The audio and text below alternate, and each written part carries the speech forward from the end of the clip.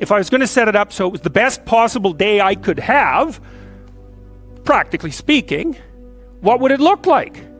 Well, then you schedule that, and obviously there's a bit of responsibility that's going to go along with that, because if you have any sense, one of the things that you're going to insist upon is that at the end of the day, you're not in worse shape than you were than at the beginning of the day, right? Because that's a stupid day.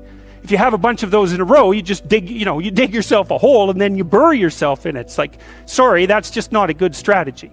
It's a bad strategy. So maybe 20% of your day has to be responsibility and obligation, or maybe it's more than that, depending on how far behind you are. But even that, you can ask yourself, okay, well, I've got these responsibilities. I have to schedule the damn things in. What's the right ratio of responsibility to reward? And you can ask yourself that, just like you'd negotiate with someone who is working for you. It's like, okay, you got to work tomorrow. Okay, so I want you to work tomorrow. And you might say, okay, well, what are you going to do for me that makes it likely that I'll work for you? Well, you could ask yourself that, So maybe you do an hour of responsibility and then you play a video game for 15 minutes. I don't know, whatever turns your crank, man. But, you have to negotiate with yourself and not tyrannize yourself.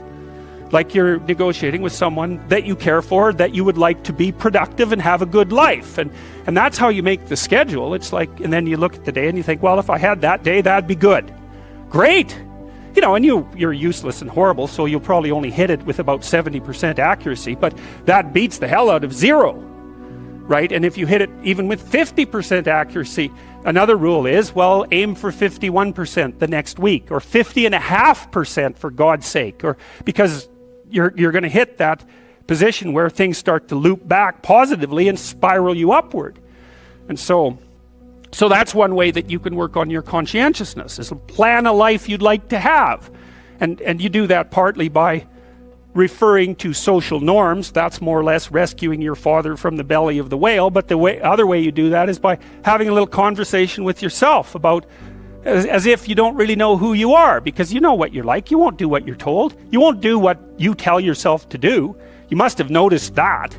It's like you're a bad employee and a worse boss, and both of those work, for you. You don't know what you want to do, and